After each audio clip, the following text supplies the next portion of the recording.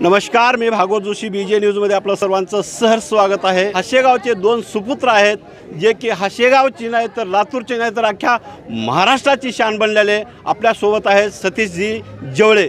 तर त्यांच्याकडून आपण काही थोडंसं जाणून घेणार आहोत। त्यांनी 21 वर्षे जे सेवा केलेली आहे त्यातलाच एक छोटासा चुटुकला आपण जाणून घेणार आहोत। मला सांगा सतीशजी, तुम्ही 21 वर्षाची सेवा केलेली आहे त्याबद्दल तुम्ही थोडंसं काय सांगू शकाल का तुमच्या जिंदगीमधलं?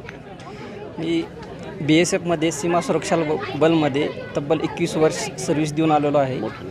तरी काय एक छोटंसं काय घडलेलं असं काय किस्सा, लढाई फिडाई काय केली? मला आठवते 2001मध्ये ज्यावेळेस संसदवर अटॅक झाला होता त्यावेळेस बॉर्डरवरती खूप म्हणजे भारत आणि पाकिस्तानच्या दरम्यान त्यावेळेस खूप म्हणजे एक लढाईचं माहोल बनलं होतं। त्या काळामध्ये BSF आणि आर्मी दोन्ही मिळून सांबा बॉर्डर, काश्मीर बॉर्डर याच्यामध्ये खूप फायरिंगच्या दरम्यान आम्ही तिथं म्हणजे एक लढाईचा पूर्ण माहोल बनला होता। त्या फायरिंगच्या दरम्यान सध्या आम्ही तिथं खूप असे दडून शत्रूशी आम्ही झुंज देत होतो त्यावेळेस। त्या टायमाला ते खूप एक अस्मरणीय आमच्या जीवनातला एक खूप महत्त्वाचा दिवस होता तो दिवस। हे जे कार्य आहे गावातल्या लोकांनी आज तुमचा गौरव केलेला आहे त्याबद्दल तुम्हाला काय वाटतं? खूप छान वाटलं। आमचा गौरव नाही तर येणाऱ्या जी पिढी आहे ही त्यांचा गौरव आहे। त्यांनी आमच्याकडून काहीतरी घ्यावं। आम्ही हे देशसेवा केली हे महत्त्वाचं नाही, देशाच्या सेवेसाठी एक तरुण पिढी पुढे यावं, एक त्याग करावा आणि देशाचं चांगलं रक्षण करावं। आम्ही हे रिटायरमेंट आलेली याची खुशी आम्हाला या स्वागत केलं याचं खुशी नाही, तर आमच्याकडून काहीतरी या तरुण पिढीने प्रेरणा घ्यावी। कारण आजच्या या दैनंदिन जीवनामध्ये खूप कमी असं वाटते की BSF या आर्मी या CRPFमध्ये जाण्यासाठी खूप कमी इच्छुक आहेत। फक्त पोलीस भरतीमध्ये जातात पण देशाच्या सेनेसाठी जाण्यासाठी खूप कमी जातात। तर याच्या तरुण पिढीने सध्या यावं आणि आपल्या देशाचे रक्षण करावं, काहीतरी त्याग करावा आणि या देशाचं संरक्षण करण्यासाठी पुढे येऊन चांगले तरुण आहेत त्यांनी यांनी भरती व्हावं, एवढंच माझी। आपल्यासोबत आहेत दुसरे सैनिक लालखा बोपले, तर आपण त्यांच्याही प्रतिक्रिया घेणार आहोत। तुमचं पहिल्यांदा अभिनंदन। मला सांगा, तुमचा एखादा काही किस्सा सांगू शकाल का? काही किस्से तर फार आहेत, पण एक सांगतो। 2001ची गोष्ट आहे। ज्यावेळेस रामबन एक सिटी आहे जम्मू काश्मीरमध्ये, त्यावेळेस मी सुट्टी येत होतो। त्यावेळेस त्या रामबन सिटीमध्ये एक पूल आहे। ज्यावेळेस ती पूल लोंबता असल्यामुळं तिथं सगळे सैनिक उतरून यावं, कारण त्याचं काही गॅरंटी नसते। त्यावेळेस त्या टायमाला आम्ही सुट्टी येत असताना सगळे सैनिक त्यावेळेस सुट्टी करून परत चलत होते, पण त्या सैनिकाला माहीत नव्हतं की त्या साईडला सगळे म्हणजे उग्रवादी बसलेले होते। बरं, तेवढं पण शक्यवर मी त्या बसमध्ये नव्हतो, कारण मी शेवटच्या बसमध्ये होतो। त्यामुळं ती एक फार मोठी घटना आहे। त्याच्यातले 20 ते काय तर समुद्रात उडी मारल ते, हीच माझी खास ही आहे, महत्त्वाचा क्षण आहे। त्यावेळेस तुम्ही कुठे होता? त्यावेळेस मी त्याच बसमध्ये होतो, पण मी शेवटी होतो। त्यावेळेस फायरिंग सुरू झाली, त्यावेळेस मी तिथून मग आमची बस थांबली गेली ना, त्याच्यानंतर आम्ही पुढे आलो नाही। तुमच्या कार्याचा गावकर्त्यांनी सत्कार केलेला आहे, तर त्याला एवढंच मेसेज देऊ शकतो की सत्कार केला त्याबद्दल धन्यवाद। त्यांनी पण आपल्या मुलांना किंवा मुलीला आर्मीमध्ये किंवा पोलीसमध्ये कशात पण देशाच्या सेवेसाठी पाठवावं, हीच माझी इच्छा आहे।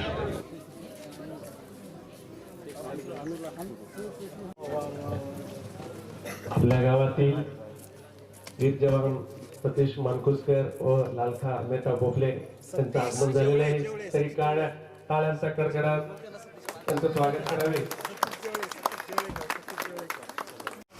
आपल्या औषधाचे लाडके आमदार साहेब अभिमन्यू पवार साहेब यांचं आगमन झालेलं आहे। तरी त्या हाशेगाव नगरीमध्ये आज आपल्या गावाचे पुत्र सतीश माणिकप्पा जवळे, लाल मेहता बोपले हे भारतीय सैन्य दलाची यशस्वीरित्या सेवा पूर्ण करून सेवानिवृत्त झालेले आहे। तर आज यांचा सेवाप्रती गौरव सोहळा इथं आपण गावातर्फे व मित्र परिवारातर्फे साजरा करण्यासाठी एकत्र जमलेले आहोत, पण यांची मी नियुक्ती करत आहे। त्याचबरोबर आजच्या या गौरव सोहळ्यासाठी उपस्थित झालेले आपल्या तालुक्याचे लाडके आमदार अभिमन्यू पवार साहेब, त्याचबरोबर बाबू स्वामी जे की मुंबईहून खास कार्यक्रमासाठी उपस्थित झाले आहेत. स्वागत स्वागत स्वागत. तर सर्वप्रथम आपल्या ग्रामपंचायतच्या सदस्य सौ दीपाली संतोष मानकुसकर यांना विनंती करतो की सर्वप्रथम त्यांनी अध्यक्षाचं शाल श्रीफळ देऊन स्वागत करावं. आतापर्यंत गावातून असा हा प्रथम दर्शनी कार्यक्रम होत आहे. याआधी खूप आपल्या गावातून माजी सैनिक आहेत, परंतु हा कार्यक्रम कधी झाला नव्हता. तर या अनुषंगाने आज आमदार साहेबांच्या हस्ते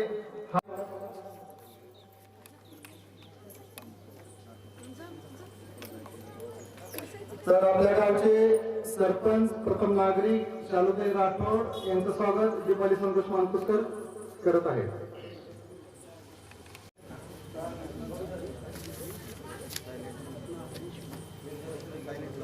त्याचबरोबर आपल्या या गौरवपूर्ती सोहळ्यासाठी प्रमुख पाहुणे म्हणून उपस्थित झालेले आपल्या तालुक्याचे लाडके आमदार अभिमन्यू पवार साहेब यांचं स्वागत. आपल्या गावातील एक्स मिलिटरीमन श्री नागनाथ अप्पा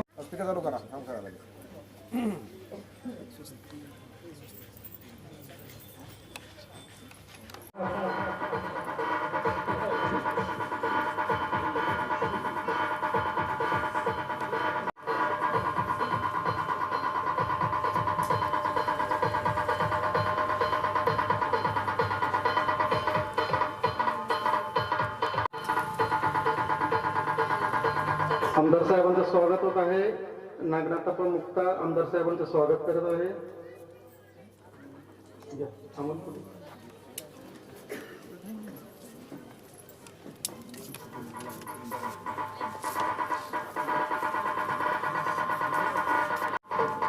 पाटील हा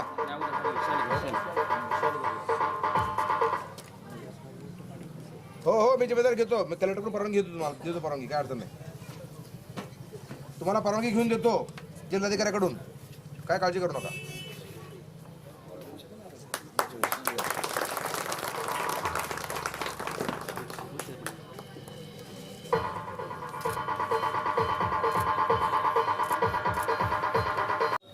आपले लघु उद्योजक बाबू स्वामी हे करतील.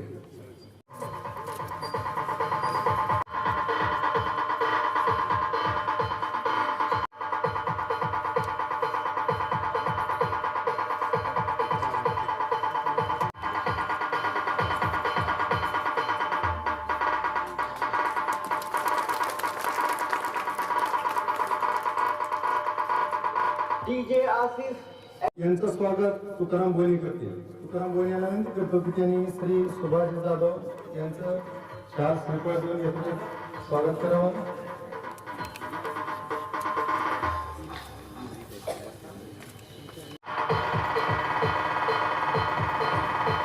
श्री सुभाष जाधव हे औसा तालुका भाजपचे तालुकाध्यक्ष आहेत. त्याचबरोबर हशेगाव जिल्हा परिषद गटाचे सदस्य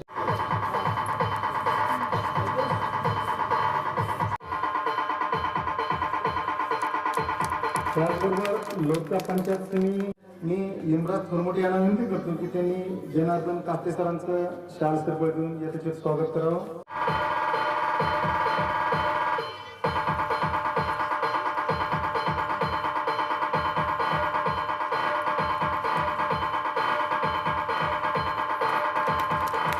आपल्या प्रमुख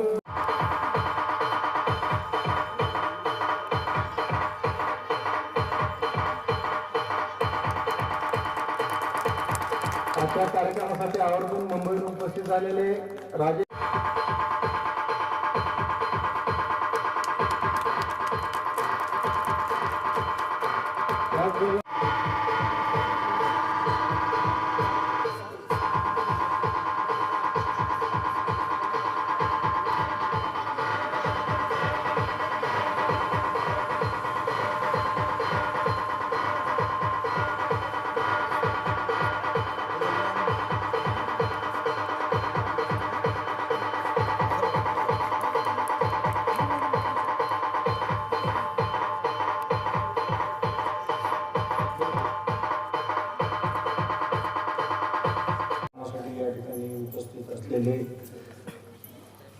आपल्या औसा तालुक्याचे आदरणीय लोकप्रिय आमदार श्री अभिमन्यूजी पवारसाहेब,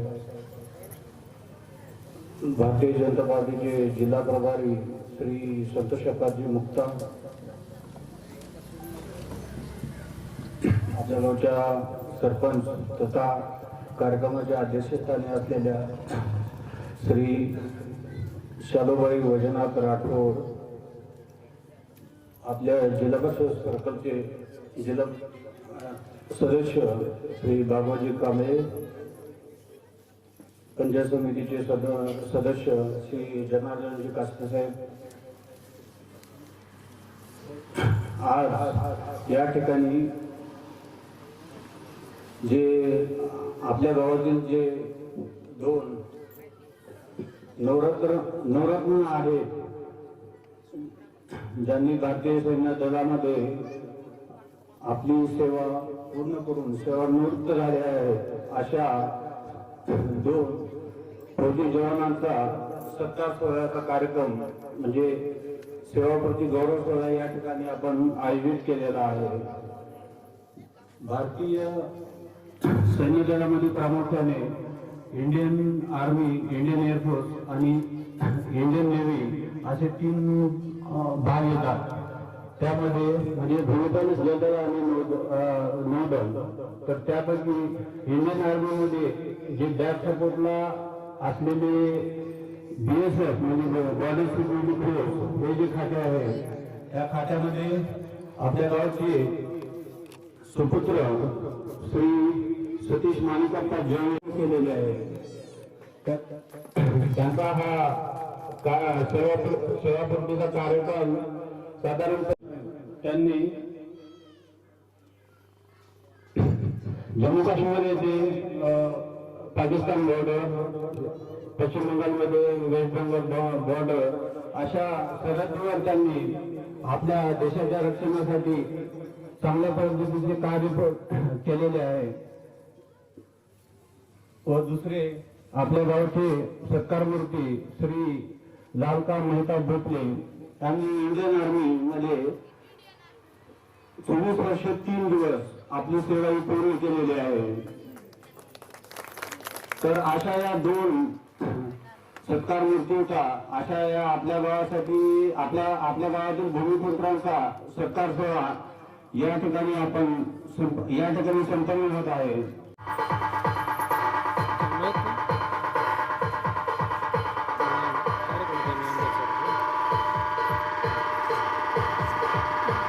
आमदार अभिमन्यूजी पवार यांच्या हस्ते सत्कार होत आहे.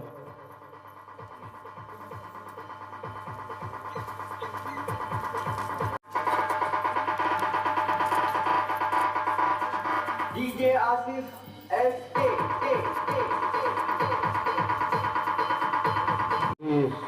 सतीश जोळे यांचा आज सत्कार करत आहे.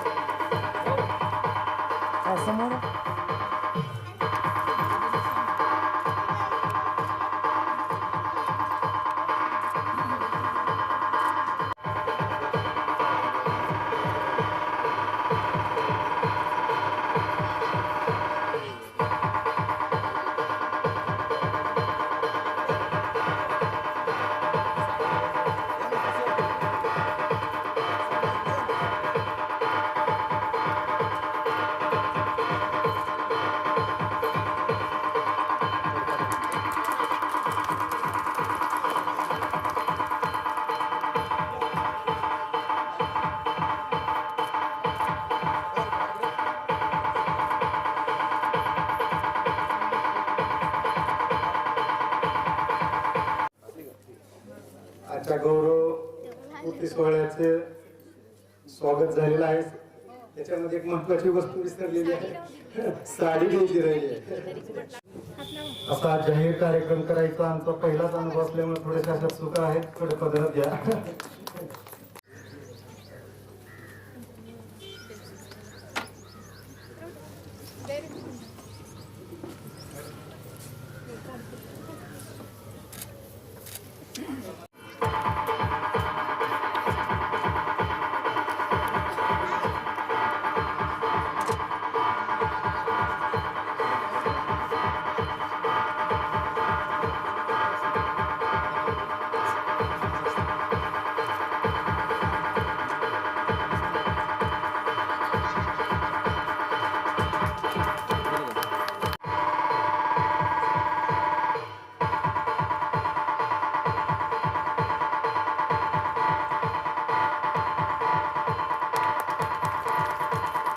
ही खूप अभिमानाची गोष्ट आहे जेव्हा त्यांचा विद्यार्थी एवढी सेवा यशस्वीरित्या पूर्ण करून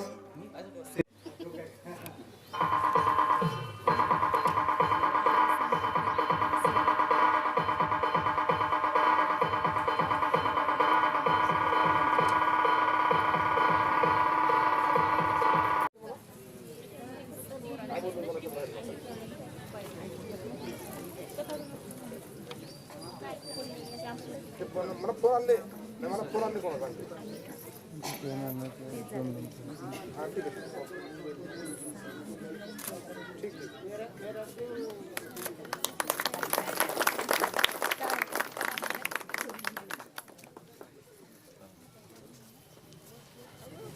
आहे.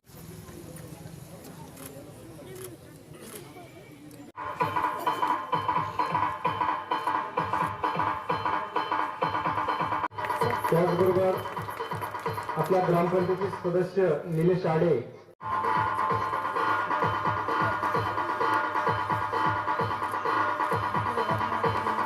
व्यासपीठ समस्त गावकरी बंधू, आपल्या गावामध्ये मला आठवते तसं 20-25 वर्षाच्या काळात सेवामुक्ती ठिकाणी आयोजित करायचा हा पहिलाच प्रसंग.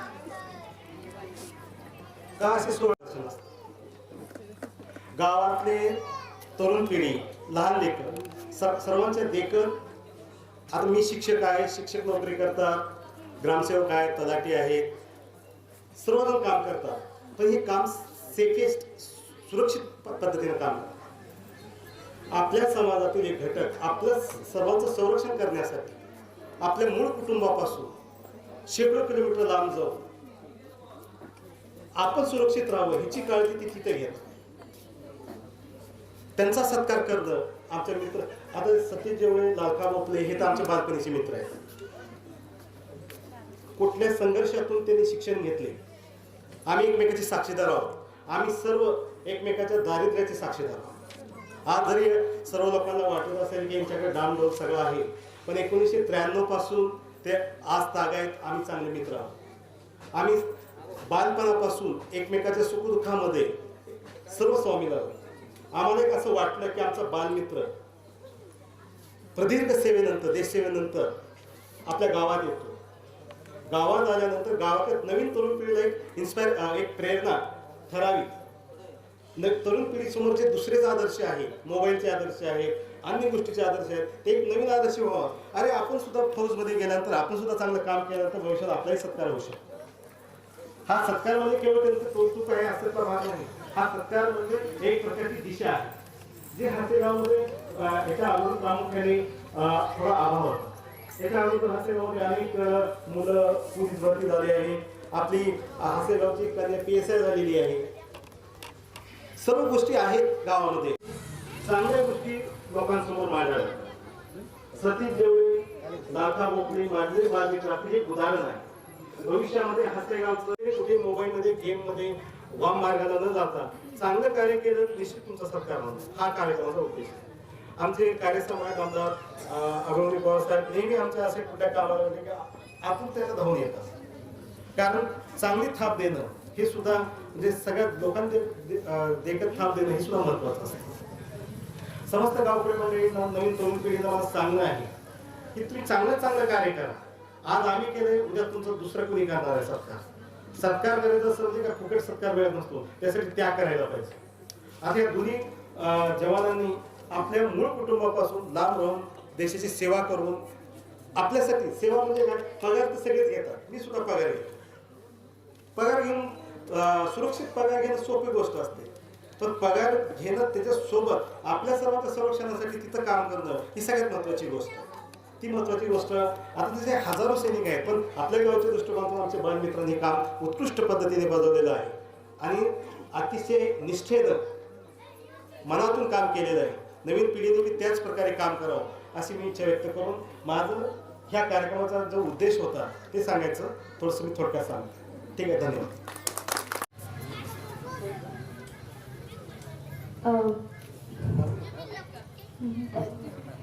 तुला काय येते ते बोल.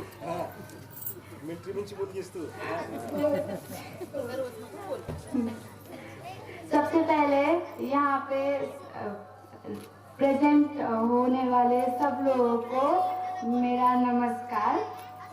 मैं ये कहना चाहती हूँ कि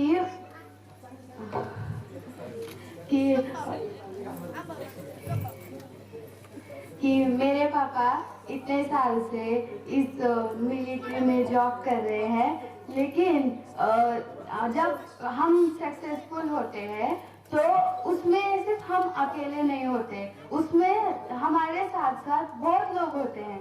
मतलब जब इंसान बड़ा बनता है तो उसके साथ साथ उसका जिसने साथ दिया होता है, जैसे कि उसके माँ बाप है, उसके दोस्त है, उसके साथ साथ इतने सारे लोग हैं। जैसे अभी मेरे पापा के जो फ्रेंड है, उन्होंने क्या कहा कि उनके साथ मतलब बचपन से वो एक दूसरे के फ्रेंड है, एक दूसरे के सुख में दुख में उन्होंने उनका सपोर्ट किया है। तो मैं ये कहना चाहती हूँ कि मेरे पापा जो सक्सेसफुल बने उसमें सबसे पहले उनका सपोर्ट उनके माँ बाप ने किया, उनकी माँ ने, उनके पापा ने, फिर उसके बाद उनकी भाई बहनों ने उनका बहुत सपोर्ट किया।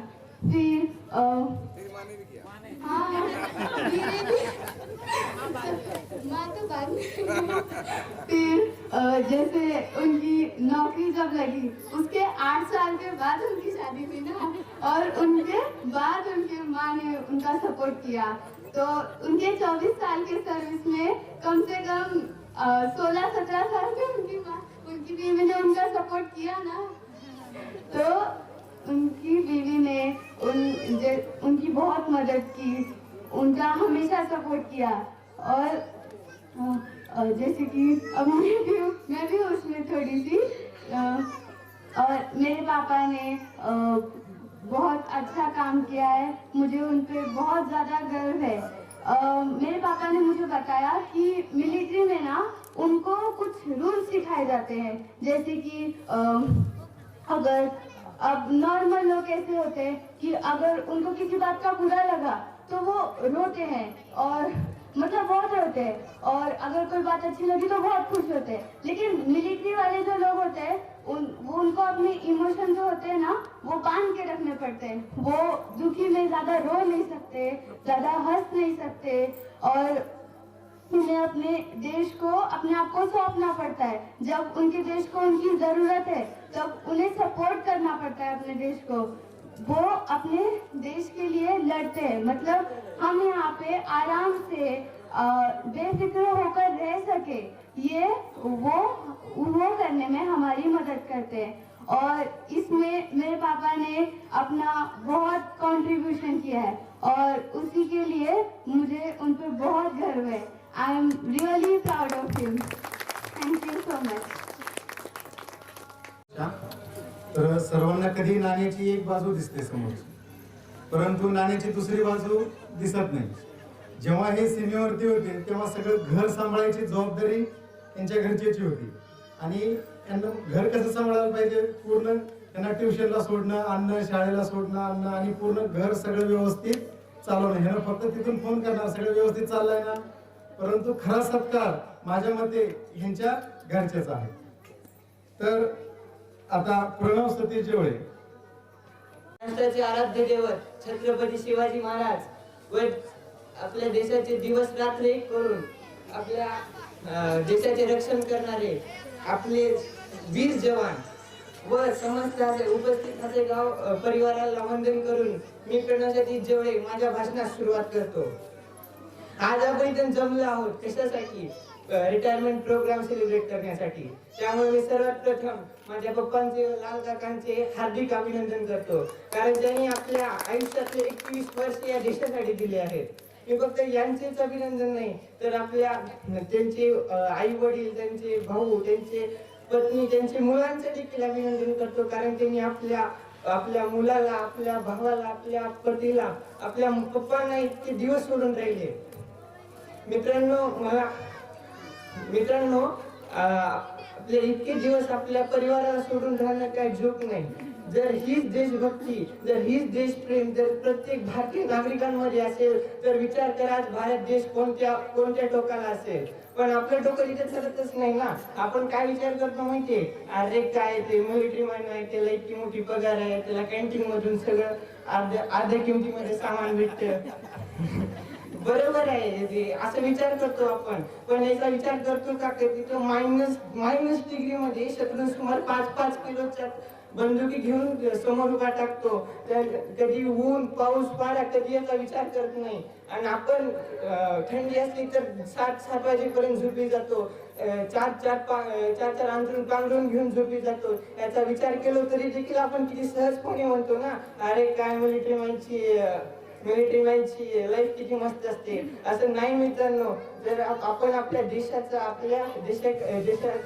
देशाचे रक्षण करणाऱ्यांचे आदर केला पाहिजे. आपला सगळ्यात मोठा धर्म हे हिंदू मुस्लिम नाही, आपला सगळ्यात मोठा धर्म आहे ते म्हणजे आपल्या देशाचा अभिमान. असे म्हणतात ज्या देशाचे चारित्र्य श्रेष्ठ असतो तो देश श्रीमंत असतो. आणि माझ्या देशामध्ये आज हिंदू मुस्लिम शीख ईसाई हे लोक राहतात. जर या यांचे रक्त एक नसले तरी या देश काळजाने जरी हे एक आहेत, हे माझ्या देशाचं अभिमान आहे. मित्रांनो, आज आपल्याकडे काही जण आहेत जे रस्त्यावरच खातात आणि रस्त्यावरच फेकून देतात. रस्त्यावर पान सुपारी तंबाखू खातात आणि रस्त्यावर पचापच फेकून टाकतात. यातून आपल्या देशाचा अभिमान वाढणार नाही मित्रांनो. देशाचा अभिमान कसा असावा? जपान सगळ्यांना माहित असेल ना, जपानने अमेरिकेची एक सुई देखील विकत घेत नाही. याचे कारण म्हणजे काय? अमेरिकेने जपानवर 1945 ला 2 अणुबॉम्ब हल्ले केले होते. त्यामुळे तेथील लोक असं नाही की त्या जपाननी अमेरिकेवर प्रतिबंध लादला आहे. फक्त तेथील लोक इथले एवढे हुशार आहेत की त्यांनी त्या अमेरिकन वस्तूवर बहिष्कार टाकला आहे. असा पाहिजे देशाचा अभिमान. आणि आपण काय करतो, मेड इन चायना आणि घरापर्यंत जाईना असं सामान घेऊन त्या देशाला आपण श्रीमंत करतो. बरोबर आहे हे, त्या देशाला आपण श्रीमंत करतो. जर यातून आपला देश विकसित होत नाही. आपल्या गावचे 2 रत्न ज्यांच्यावर गावाला खूप अभिमान आहे असे महान सुपुत्र सतीश माणिकप्पा जेवळे आणि लालका मेहता भोपले यांचा या ठिकाणी जो सेवाकृतीचा गौरव सोहळा या ठिकाणी संपन्न होत आहे. या सोहळ्यासाठी या ठिकाणी उपस्थित असलेले आपल्या औसा तालुक्याचे लोकप्रिय आमदार, शेतरस्त्याचे जनक, आता त्यांचं नवीन नाव पडलेलं आहे महाराष्ट्रामध्ये शेतरस्तेवाले आमदार, ज्यांनी खरंच एक नवीन पायंडा, नवीन चळवळ शेतकऱ्याच्या जीवनामध्ये आणली. ते आपले सर्वांचे लाडके आमदार, माझे मार्गदर्शक आदरणीय अभिमन्यू पवार साहेब, या ठिकाणी मंचावर उपस्थित असलेले या गावच्या प्रथम नागरिक शालूबाई राठोडजी, भारतीय जनता पार्टीचे तालुकाध्यक्ष, माझे मार्गदर्शक आदरणीय सुभाषरावजी जाधव, या हाशेगाव सर्कलचे सदस्यपती आमचे मित्र भागवतरावजी कांबळे, दोदगा गडाचे पंचायत समितीचे सदस्य आमचे मित्र जनार्दनजी कास्ते, या ठिकाणी उपस्थित असलेले आमचे दादा बावगेजी, या कार्यक्रमासाठी उपस्थित असलेले या ग्रामपंचायतच्या सदस्या दीपालीताई संतोष मानकुसकर, शीतलताई लिंबराज थोरमोटे, आमचे मित्र संतोष फुलचंद मेदगे, आमचे मित्र सेवालयाचे प्रमुख रवी बापटलेजी, या दोन महान रत्नाचे गुरु शेख सर, या ठिकाणी पंचशील मित्र मंडळ याचे जी पतसंस्था आहे त्याचे चेअरमन आमचे मित्र संतोष मानकुसकरजी, माजी सैनिक नागनाथजी मुक्ता, उत्तम भोयनीजी, सतीश मानकुसकरजी, महादेव अलसुरे,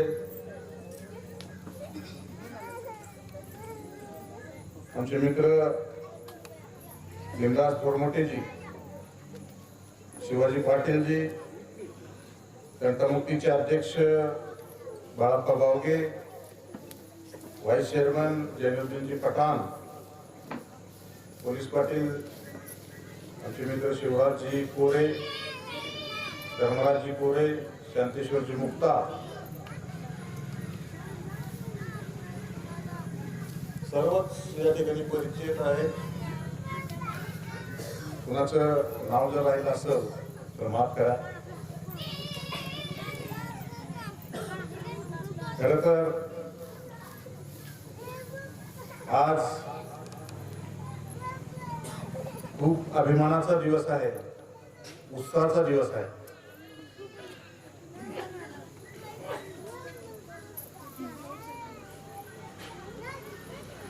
आमचे ग्रामपंचायतीचे सदस्य निलेश आळेजी, त्यांचं नाव राहिलं होतं,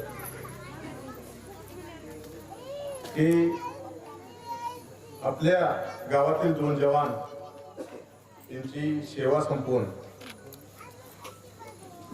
जवळपास 21 वर्ष 7 महिने 24 दिवस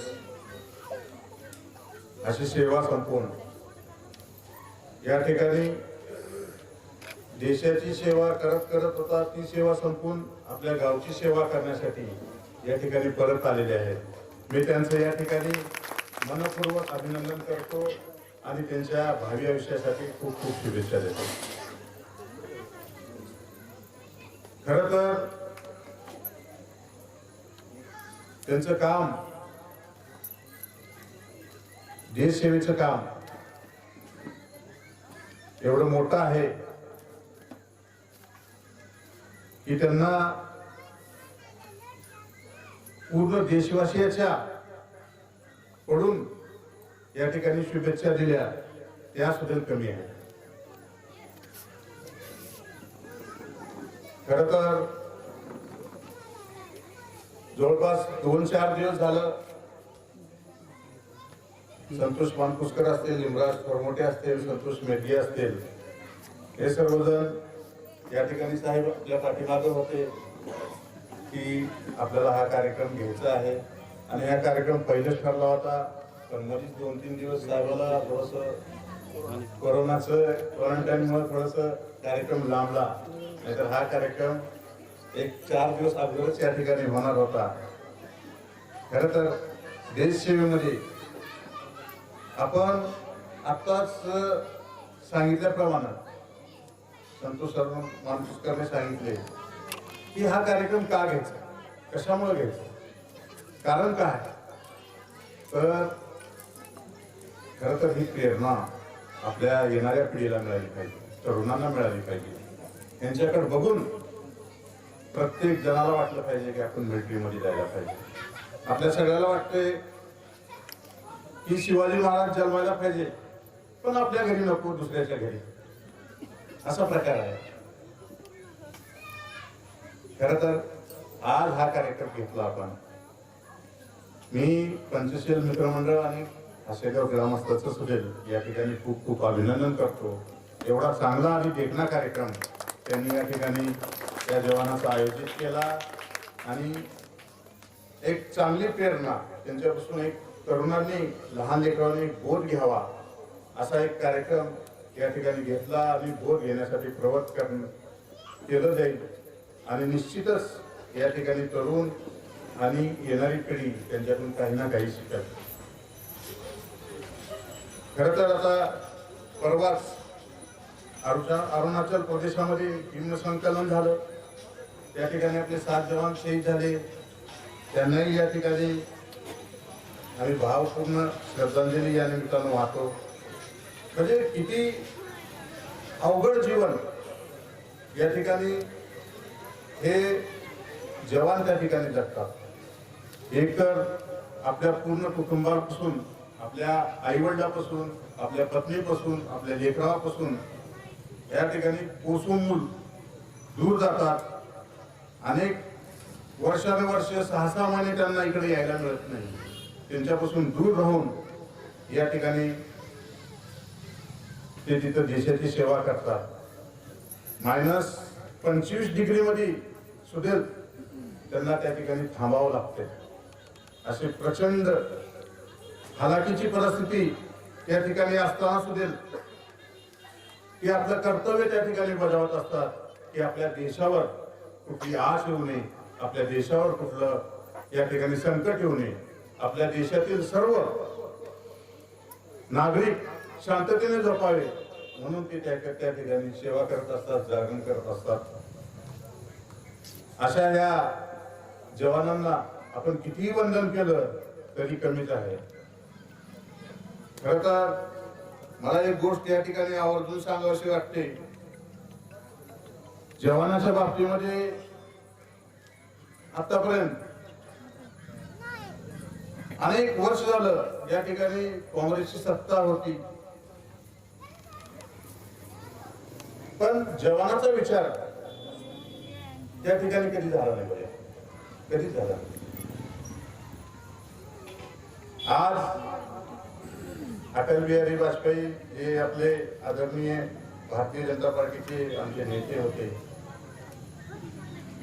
त्यांनी सुरुवातीला या जवानांचा विचार केला. त्यांना एक मान सन्मान दिला. त्याच्यानंतर छत्रपती शिवाजी महाराज, भारतीय संविधानाचे जनक डॉक्टर बाबासाहेब आंबेडकर व स्टेजवर उपस्थित आपल्या पावसा तालुक्याचे लाडके आमदार राजेंद्र पवार साहेब, तसेच भारतीय जनता पार्टीचे जिल्हा प्रभारी संतोष मुक्ता स्टेजवर उपस्थित सर्व माझ्या गावातले लहान मंडळ बोलता येत नाही तरी पण 2 शब्द मी स्टेज मित्र 21 वर्ष 24 महिने 7 दिवस आणि माझे मित्र लाभ अमुकले लगट 24 वर्ष सैन्य दलामध्ये देशाची सेवा करून आलो. मित्र अनुभव खूप आहेत. मी BSFचा आहे. BSF बॉर्डर सिक्युरिटी फोर्स, सीमा सुरक्षा बल, सीमेवरचा अनुभव एवढा आहे की सांगता तुम्हाला सांगायला, तुम्हाला ऐकायला टाइम भेटणार. तरी पण मी एवढं काही सांगून म्हणणार नाही, कारण देशाची सीमा म्हणलं तुम्हाला माहितच आहे की शत्रू कसं असतं, तारबंदी कशी असते, आम्ही कशी ड्युटी करतो, सीमेच्या पलीकडचे कसे ड्युटी करतात. मी जवळजवळ तकरीबन प्रत्येक सीमावर ड्युटी केलोय. मी एक पंजाब बॉर्डर सोडली तर BSF मध्ये माझं कामच आहे फक्त BSF मध्ये सर्व्हिस ड्युटी द्यायची. तरी पण मित्र माझा स्वतःचा अनुभव मी काही सांगणार नाही. मला देश सेवा, आपला इतिहास, देश सेवा म्हणजे थोडासा त्याग आणि थोडासा बलिदान हे येतच. त्याग आणि बलिदान शिवाय देश सेवा होत नाही. इतिहास गवायला सांगतो. भगतसिंग, राजगुरू, सुखदेव, सुभाषचंद्र बोस, वीर साखळीकर बंधू, वीर सावरकर यांनी आपल्या घराचा तर त्याग केलाच होता, पण देशासाठी त्यांनी बलिदान पण दिलं होतं. त्यासाठी मित्र त्या कुठेही काही देश सेवा म्हणजे की तिथं त्याग आणि बलिदान केल्याशिवाय देश सेवा होणार नाही. एवढं लक्षात घ्या मित्र. मी गुजरातचे कच्छ बॉर्डर जिथं विरान अशी जागा आहे मित्र, तर दूर दूरपर्यंत कुणी आता गुजरातमध्ये गेलात ना कधी जाऊन या कच्छ बॉर्डरमध्ये तुम्हाला दिसत होतं कच्छ बॉर्डर काय आहे. त्या राजस्थानचं उष्ण हवामान पडतं तर 50 डिग्री सेल्सिअस तापमान आहे मित्रांनो. कधी राजस्थानमध्ये गेला तर लोंगेवाला हा भाग जरूर द्या, तुम्ही देवधर्म जरूर करता मित्रांनो. पण कधी एकदा जाऊन लोंगेवाला एक जग आहे, वॉटर पिक्चर भेटला असतं. तिथे गेल्यानंतर आणखी सध्या असं वाटतं की तिथे एवढा जोश येतो तिथं माणसांना. एकदा जाऊन या, तुम्ही देवधर्म खूप केला असतात पण एक लोंगेवाला एक असा भाग आहे तिथं आणखी सध्या 1971 लढाई 120 जवानांनी आपली किती बलिदान कुर्बान दिले असतील. त्या मित्रांनो 20,000 फूट सियाचीनचा भाग आताच म्हणजे होत्या सियाचीन मध्ये बर्फ पडल्यामुळे 7 जवान शहीद झाले. सियाचीनचा भाग 2016चा भाग आठवत असतो आलो.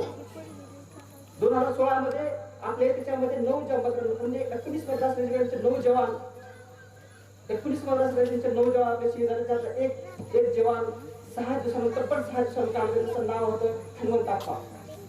इथं बहुतेक कुणीतरी पोस्टर पण लावलं होतं. त्यावेळेस मला खूप छान वाटलं होतं की कुणीतरी आपल्या भाषेगावमध्ये सध्या एक कुणीतरी पोस्टर लावते आणि कुणीतरी बघते. मित्र, ज्या देशाची सेना सरकार आणि ज्या देशाची सेना कमजोर असते ना त्याच्यावर कुणी पण येऊन आक्रमण करते. तुमच्या किती मोठे हॉस्पिटल बांधा, किती मोठे रस्ते करा. समोरचं उदाहरण आहे मित्र अफगाणिस्तान. 3 लाखाची फौज होती, अमेरिकेचे शस्त्रास्त्र होते, तरी पण 75,000 टेकले. त्या आज लोकांची काय परिस्थिती आहे. स्वतःचं पोटचं दुसरं सुद्धा विकायला तयार आहेत, बाहेर देशामध्ये जायला तयार आहेत. कोणी विमानावर लटकून चाललंय, परदेशामध्ये शहराच्या राष्ट्रामध्ये पळून जाते. सगळी संपत्ती काय म्हणजे संपत्ती. अगर तुमच्या देशाचं जवानच कमजोर असेल, तुमच्या देशाचं सरकारच कमजोर असेल तर काय करायचं त्यांना. तेव्हा मित्रांनो मी जास्त काही बोलणार नाही, एवढंच मला जे आठवलं ते मी बोललो. आणि मी एवढंच म्हणतोय, देश सेवा करणं हे सीमेवर जाऊन जरुरी नाही. देश सेवा तुम्ही इथं पण करू शकता. ज्या स्थितीमध्ये आहात, कोणी शिक्षक असेल, कोणी तलाठी असेल, कोणी ग्रामसेवक असेल, फक्त आपल्या मनातून एक आत्मविश्वास ठेवा आणि स्वतःला एक विचारा की मी जे काम करतोय खरंच त्याच्यामध्ये मी एक सच्चा देशभक्तीने करतोय का. खरंच तुम्ही जे पण काम करा कोणत्याही क्षेत्रामध्ये असो, त्याचे आमदार साहेब किंवा असेल, आमदार साहेब सध्या आपले 1 वर्ष सस्पेंड झाले होते आपल्यासाठी, माहिती आहे तुम्हाला. मी ऐकलं आपल्यासाठी लढले त्यांच्यामध्ये सगळे देशभक्ती आहे. त्याने सगळ्या 1 वर्ष सस्पेंड होते. सेनासारखे लढले होते विधान परिषदमध्ये. ते सगळे देशभक्ती आहे मित्रांनो. बस मी एवढंच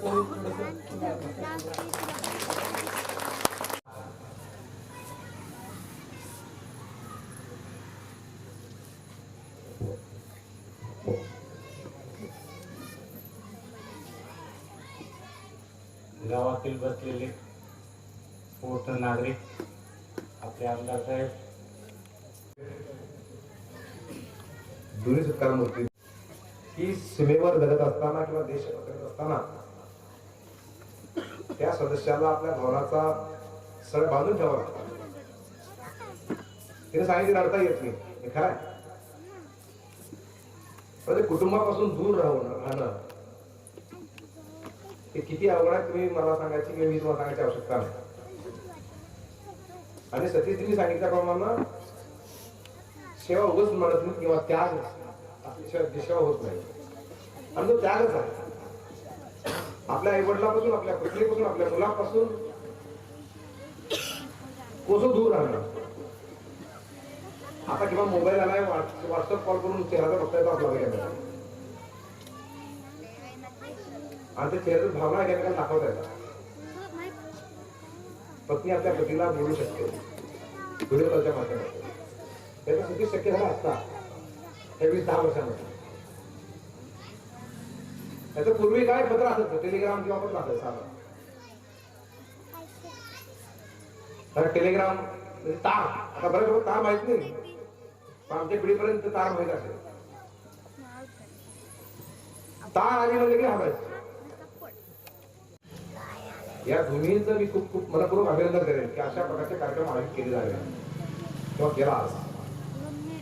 यातून एक संदेश जातो, गाव एकसंघ राहतच परंतु पुढच्या पिढीला एक संदेश जातो आणि देशभक्तीचा जज्बा तयार होतो. देशभक्तीचा आता सतीशने सांगितलं खरं आहे की देशभक्ती म्हणजे फक्त सीमेवर जाणं बंदुकीन उभारणं म्हणजे देशभक्ती नाही. आपण जे आपलं काम करतो ते अतिशय प्रामाणिकपणे करणं ही देशभक्तीच आहे. तरी चांगलं सांगितलं तराट्याचं काम करावं, आमदार नेमदाचं काम करावं, शिक्षणाचं काम, शेतकऱ्यांनी चांगली उत्तम शेती करायची. हे सगळं देशभक्ती ज्यांना ज्यांना रोल मिळालाय. आता प्रत्येकाला वाटतं मी का वेळ गेलो नाही किंवा अनेक वाटतं मी का आमदार झालो नाही. हे प्रत्येकाला तेवढं ज्यादा ठेवलं आहे. पण आपण ज्यादा जागी आहोत ज्या ठिकाणी आहोत त्या ठिकाणी आपली सेवा प्रामाणिकपणे करणे हीच खरी देश सेवा आहे. हे सतीशजींच्या वाक्यातून आपल्याला ऐकायला पाहायला मिळालं. हे 100% सत्य आहे. त्याच्यामुळे देश सेवा करत असताना सीमेवर जाऊन लढावं हे कंपल्सरी नाही. हे एका जवान सांगितल्यामुळे सगळ्याला पटणार आहे. आता सेवा आणि नोकरीमध्ये फरक आहे. आपण नोकरी करतो 8 तास त्याच्या बदल्यामध्ये काहीतरी मिळवतो. आता प्रमाणे सांगितलं प्रमाणे 50% कमी मिळते म्हणून त्याचं काय हवा मिळते म्हणून त्याला 50% कमी मिळते गाडी घेत असतो. तर त्याचं कुठं ऐकलं तर गाडी घेतली होते मित्रांनी म्हणजे काय 5 मिनिटांमध्ये हवं 50% गाडी मिळते घेत आमच्याकडे. त्याच्या मागे सेवा त्याचे वडील जो त्याग करतात जी सेवा करतात देशाची ती कुठे आहे. किती विचित्र परिस्थिती बघा. कुणीतरी एवढं मेहनत करायची, रानं तयार करायची, पेरणी करायची, फवारण्या करायच्या, बरी सोयाबीन काढायचं, बरी करून ठेवायची आणि कुणीतरी घराला भेटून द्यायची. हे कशामुळे होत आहे. शेतकऱ्याला रस्ते नाहीत म्हणून भरीन करावं लागते. जर रस्ते असते तर रास करून लगेच घरी आले असते. हे आपल्याला समजल्यामुळे आपण त्या शेत रस्त्याच्या अभियानाकडे वळलो. आणि मला आनंद सांगायला की गेल्या वर्षभरामध्ये आपण 640 किलोमीटर रस्ते केले. आता यावेळेस 860 आज आपण टार्गेट ठेवलं. जेणेकरून 1500 किलोमीटर रस्ते आपण 2 वर्षात करूया असं संकल्प आपण केला आहे. तुम्ही तर सगळ्याच्या आशीर्वादानं आपल्याही गावाचे काय प्रस्ताव आलेले आहेत तेही प्रस्ताव आपण या काही काळामध्ये मंजूर करून टाकू. काही रस्ते झालेले काही रस्ते होत आहेत. माझं आव्हान आहे या निमित्तानं शेतकऱ्यांना की रस्ते होऊ द्या, आडवाडी करू नका. या रस्त्याच्या माध्यमातून आपल्या प्रगतीचा मार्ग खुला होणार आहे. शेतकऱ्याच्या जीवनामध्ये काही परिवर्तन व्हायचं असेल किंवा करून घ्यायचं असेल तर 3 घटनांचं खूप महत्व आहे. रस्ते, वीज आणि पाणी. वीज पाण्यापेक्षा माझं महत्व रस्त्यावर आहे. आज संपूर्ण शेती यांत्रिकीकरणाकडे वळतोय आपण, वळलोय ऑलरेडी. या नकाशावर रस्त्याशिवाय सेपरेट रस्ता पाहिजे. कुणीही या रस्ता घेऊन जावा. मागे जरा रस्ता हे माझं खुलं आव्हान आहे. माझा उद्देश एक आहे, माझ्या मतदारसंघातला प्रत्येक शेतकरी हा कुठल्या ना कुठल्या रस्त्याने जोडला गेला पाहिजे.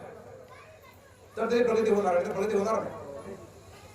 आता ही जी पिढी आहे मामा बसले सगळे, ही पिढी शेताकडे चलत चलत गेली.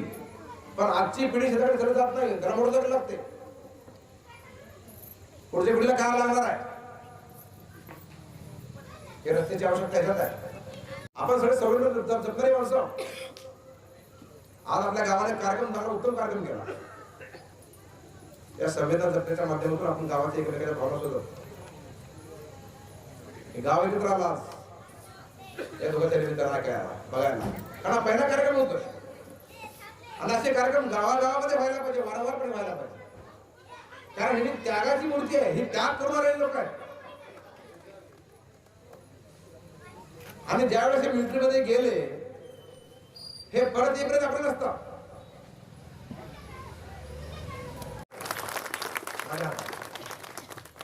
हे बीएसएफ मध्ये काम करते. त्यांनी आर्मीत काम केलं. बीएसएफ जोक नाही. आता त्याचं सांगितलं अरुणाचलची बाउंड्री असेल, कच्छची असेल, राजस्थानची बाउंड्री असेल, जम्मूची बाउंड्री असेल, तिथं बाउंड्रीवर 8 तास होते. त्या 8 तासामध्ये काय घडलं काय नाही काय फक्त म्हणून घरी येईपर्यंत आपल्याला येतच आहे. त्यांना किती माहिती आहे आपला निघालो आपण आज एके कुठे परीक्षा घेऊन निघाले की ते रूमवर येईपर्यंत ते आपल्याला इतकं त्याग आणि डेअरिंग त्याच्यामध्ये लागतं. पण देशसेवा उगच होत नाही. त्यांनी जे म्हटलं ते खरं आहे. त्यामुळं येणारी पिढी सुद्धा या निमित्तानं याकडे वळली पाहिजे. याचं श्रेय सगळं नरेंद्र मोदीला जातं. मोदींच्या माध्यमातून जवानांचा विचार केला गेला आणि जवानांची सेवा या निमित्तानं झाली. हेही खरं आहे. आधी सांगत होती की माझे वडील आज आपले सगळे मिलिटरीचे लोक तिकडे असतात म्हणून आपण निवांत असतो. आपण जे निवांत असतो इथं झोपतो निवांत. आपल्या सीमा सगळ्या ह्यांच्या जीवावर आहेत. सगळ्या सीमा. आणि तुम्हालाही माहित असेल आता की अरुणाचल पर्यंत आता आपण हवाई अड्डे केलेत. ते पूर्वी नव्हते. आता सिमेंटचे रस्ते पार ह्याकडे त्याकडला शिडीवर पूर्ण सगळ्या बाउंड्री आपण सील करतोय. हा नरेंद्र मोदींच्या काळात झाला. हा सगळ्या बाउंड्री सील होत आहेत. कच्छला रस्ता होतोय, अरुणाचलला रस्ता होतोय, हिमालयाला रस्ता होतोय, हिमाचलला रस्ता होतोय. त्या ठिकाणी हेलिपॅड बनले. विमान उतरायची व्यवस्था किती केली आहे. म्हणून चीन सुद्धा घाबरतोय आपल्याला. आपण चीनला नेहमी घाबरायचो. आज वातावरण बदललंय. पूर्वीचं कसं होतं ते गल्लीत लहान लेकर भांडण करायचो आणि भांडण किती काय इकडे जायचं एक निघून मला त्याला मारलं मला बाई बाई थांब तुझ्या बाबाला सांगता आल्यानंतर मग बाबाला सांगायचं मग बाप जायचं तोपर्यंत राग शांत व्हायचं भांडण मिळायची. आता परिस्थिती बदलली. पूर्वी काय अशा काळामध्ये अतिरेकी आले आणि झोपड्या सैनिकाला पूर्णपणे मारून टाकले. आपले सीआरपीएफचे जवान 3 वर्षापूर्वी आपल्या बसमध्ये चालले होते त्यावेळेस वाहतूक गेले 44 सीआरपीएफचे जवान शहीद झाले. आपण बघत बसलो का? आपण बघत नाही बसलो. सर्जिकल स्ट्राईक केला. आपले जवान गेले पाकिस्तानमध्ये घुसून त्यांना मारलं आणि खरंच सोडलं करून मागे एका रात्रात. ही डेअरिंग हे अधिकार. पूर्वी कोणी जिंकून आले की वाट बघायचे वरून संरक्षण मंत्र्याचा आदेश यायचा. आता मोदींनी खुली सूट दिलेली आहे. एक गोळीला 100 गोळ्या उत्तर द्यावं सांगितलं. जशा तसं नाही. एक गोळ्या 100 गोळ्या. एक माणूस मारा तर 100 माणसं मारायचं आव्हान केलेलं आहे सैनिकांना. आणि आजच्या तारखेमध्ये सैनिकांना परवानगीची आवश्यकताच नाही ठेवली. खासदाराला परवानगी आहे. इतकी सूट दिली गेली. आता आपण सांगत होते जम्मू काश्मीरमध्ये काय परिस्थिती होती.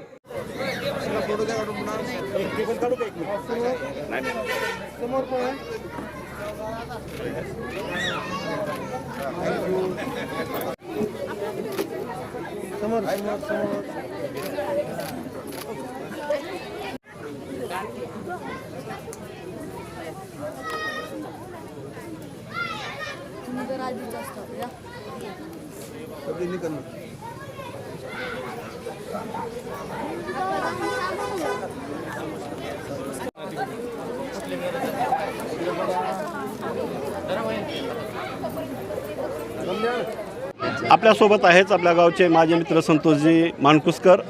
त्यांनी हा कार्यक्रम कशासाठी ठेवला क्या जाणून घेणार आहोत. मला सांगा मामा, हा कार्यक्रम तुम्हाला कसं सुचलं? सध्या सतीश जेवळे आणि लालखा बोपले हे आमचे बालमित्र आहेत. पहिली गोष्ट म्हणजे काय झालं तर समाजामध्ये एक आदर्श निर्माण व्हावा. ह्या दोघांनी आपल्या मूळ कुटुंबापासून, मित्रपरिवारापासून, गाववाल्यापासून, आईवडिलांपासून दूर जाऊन देशाची सेवा केली. पण काय असतं माहिती का, एखादी गोष्ट सांगितल्याशिवाय समजत नाही लोकांना. नवीन पिढीला सध्या काय मोबाईल वापरणे किंवा अय्याशी करणे किंवा अन्य काही दूरमार्गाकडे नवीन पिढी गेलेली आहे.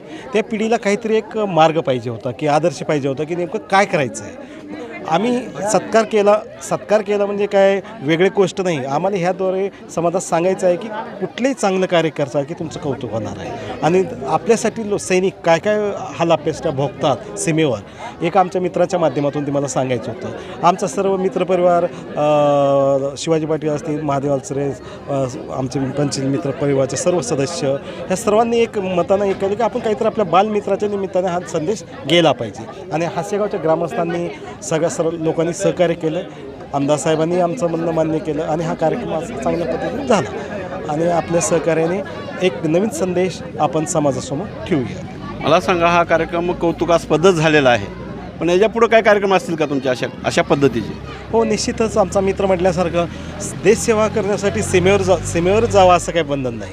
तुम्ही जे काम करता, कुणी शेती करत असेल, कोणी व्यवसाय करत असेल, नोकरी करत असेल, आपली आपली नोकरी व्यवसाय हे प्रामाणिकपणे करणे म्हणजे देशसेवा आहे. हाच एक नवीन संदेश आपण या कार्यक्रमाच्या माध्यमातून देऊ इच्छितो आहे. आपलं काम प्रामाणिकपणे करावे सर्वांनी. मग गावकर्त्यासाठी काय मेसेज देऊ शकाल तुम्ही? आपलं जे गाव आहे, हे 2 पुत्र आपल्या गावात आलं, त्यांचा तुम्ही सत्कार केला. बाकीच्यासाठी काय तुम्ही म्हणजे मेसेज द्याल? बाकीच्या लोकांनी जास्तीत जास्त ह्या लोकांचा आदर्श घ्यावा. जे काही आपण काम करतो, जे काही आपण सेवा करतो, काम करतो, मोबदला घेतो, ते प्रामाणिकपणे काम केल्यानंतर देशाचा निश्चितच विकास होणार आहे. आणि जे आमच्या 2 मित्रांनी सीमेवर काम केलं आहे, ते काम आपण गावात राहूनसुद्धा करू शकतो. आणि जास्तीत जास्त मुलांनी त्यांचा आदर्श घ्यावा, चांगल्या मार्गाने जावं, चांगले काम करावं आणि देशाचा विकास घडावा, चांगला समाज निर्माण करावा, ही आमची अपेक्षा आहे. खरोखरच संतोषजी मामा यांचं खरंच कौतुक करावं असं वाटतं की असे जर उपक्रम प्रत्येक गावाने घेतले तर महाराष्ट्राचं सोनं झाल्याशिवाय राहणार नाही. कॅमेरामन सागर जोशीसह मी भागवत जोशी, BJ न्यूज, लातूर.